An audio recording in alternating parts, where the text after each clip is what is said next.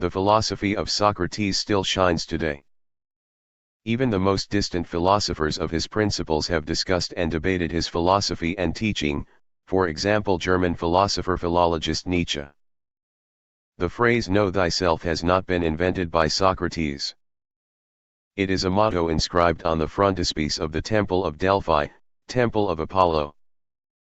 This assertion, imperative in the form, indicates that man must stand and live according his nature.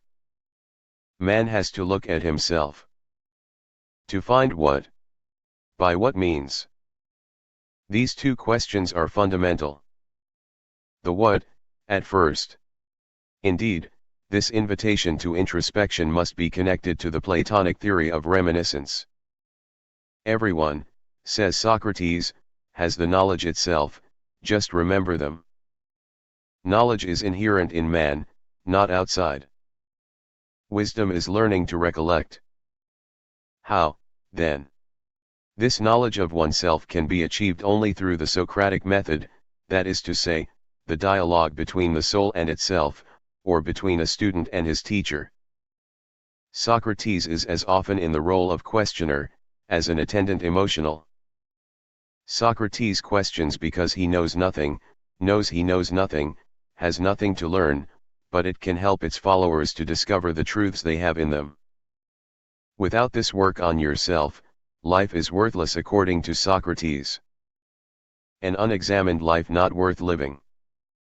Philosophy does not mean, as in the Sophists, the acquisition of knowledge but a way of questioning, to challenge, a form of self-concern.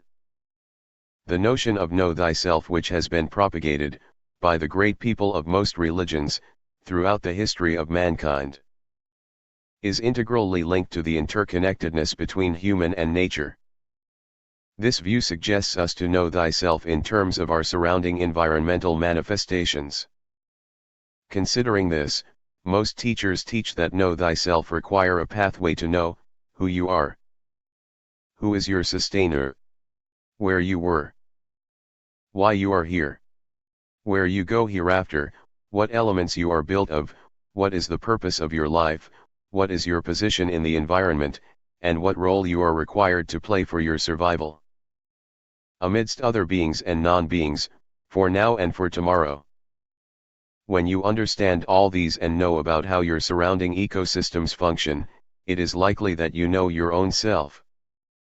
To make the notion more objective-oriented, the Bauls follow know thyself in accordance with Prophet Muhammad's know thyself to know your sustainer, of the environment. The Bauls believe that God has housed all things of the universe in the human body. This has made human body a microcosm of the universe. They also strongly hold the view that, human body is the abode of God while heart is his throne. This assertion inspires Bauls to spiritualize know thyself to know thy sustainer.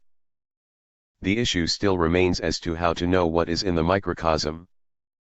The Baul gurus show the pathway, how to know oneself by contemplating about the microcosm.